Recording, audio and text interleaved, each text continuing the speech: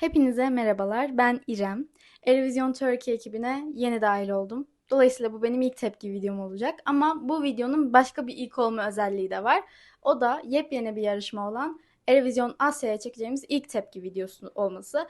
Eurovision Asya'nın ilk şarkısı yayınlandı. Şimdi birazdan onu beraber dinleyeceğiz ama ona geçmeden önce Eurovision Asya ile ilgili çok kısa bilgiler vermek istiyorum.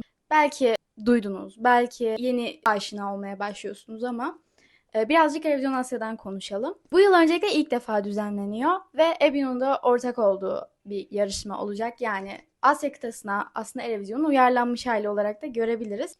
Bu yıl Tayland'ın başkenti olan Bangkok'ta düzenleniyor olacak 14 Kasım'da ve toplamda 10 ülke katılıyor. Başlangıç için aslında fena bir sayı olmadığını düşünüyorum. Bu ülkeler neler? Birazcık buna değinelim. Bangladeş, Bhutan, Kamboçya, Laos, Malezya, Nepal, Filipinler, Güney Kore, Tayland ve Vietnam bu yarışmada yarışan ülkeler olacak. Şimdi ilk şarkı yayınlandı. Bu ilk şarkı Bhutan'a ait ve Bhutan aslında benim şahsi olarak en çok merak ettiğim ülkelerden bir tanesiydi. Sebebi de The Lunchbox diye bir film var. Belki bilenler bilir. Orada karakterlerimizin en büyük hayali Bhutan'a yerleşmek, oraya taşımak ve orada yaşamaktı. Çünkü Bhutan dünyanın en mutlu ülkesi olarak orada değerlendiriliyordu. Bu yüzden aslında şarkıyı ben çok merak ediyorum. Şarkıyla ilgili genel bilgiler vermem gerekirse de Bhutan bu sene şarkısını bir ulusal final neticesinde belirledi ve Neandra isimli bir sanatçı seslendiriyor şarkıyı. Bir balat örneği olduğunu görüyorum ben burada şu anda. Şarkının İngilizce'de anlamı The Angel yani melek olarak geçiyor. Şimdi vakit kaybetmeden şarkıya geçelim.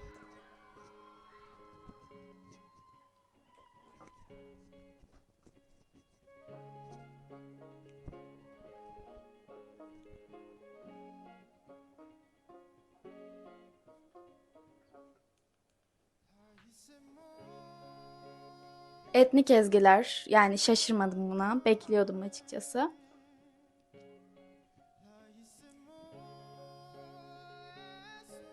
Evet, harika. Güzel, yetenekli bir ses açıkçası.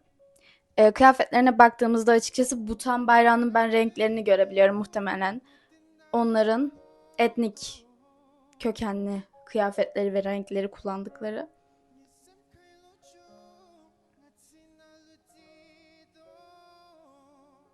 İngilizce duyuyorum. Şaşırtıcı bu arada bence.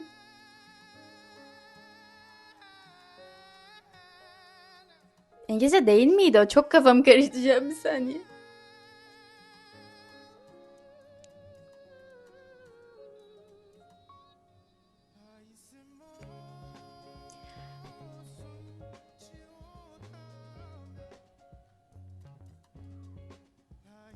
Gerçekten çok güzel söylüyor bu arada.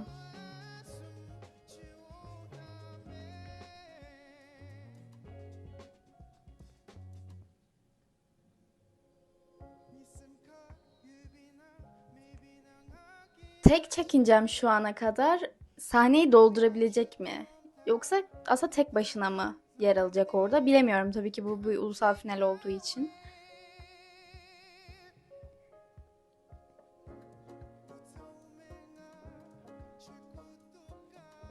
Sanırım evet şarkının büyük bir çoğunluğu kendi ana dillerinde ve bu çok sevindirici açıkçası.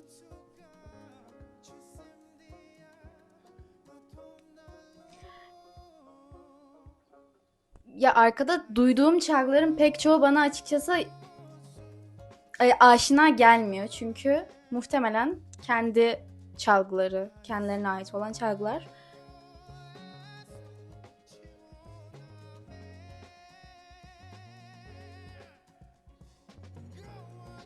Ya çok enerjik bu arada. Gerçekten adam aslında çok üzücü bir şarkı söylüyor ama çok enerjik bir şekilde söylüyor gibi hissediyorum.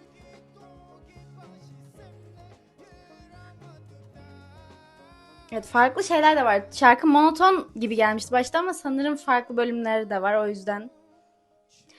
Orada Eurovision seyircisini belki yakalayabilir.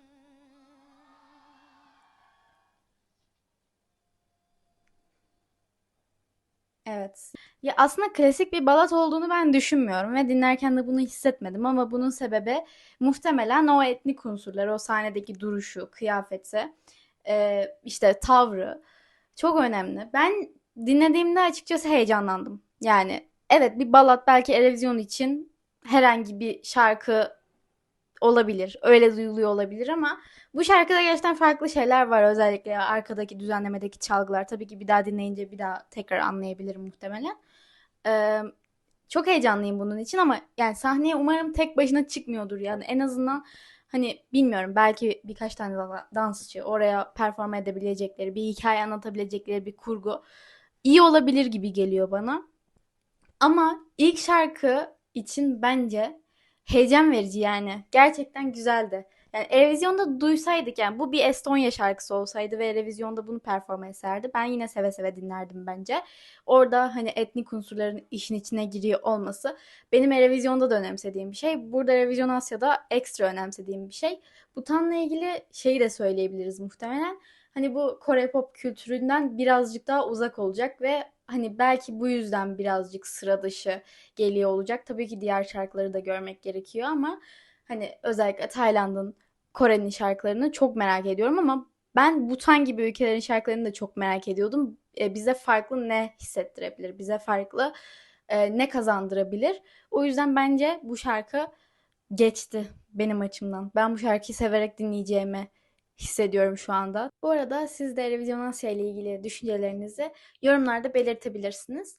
En çok hangi ülkeyi merak ediyorsunuz? Çıkan hangi yeni şarkıları dinlediniz ve beğendiniz ya da beğenmediniz? Bunları belirtebilirsiniz. Çok seviniriz. Ayrıca bir de tepki videolarının devamı için kanalımıza abone olmayı ve bildirimleri açmayı lütfen unutmayın. O halde bir sonraki tepki videosunda görüşmek üzere. Hoşçakalın.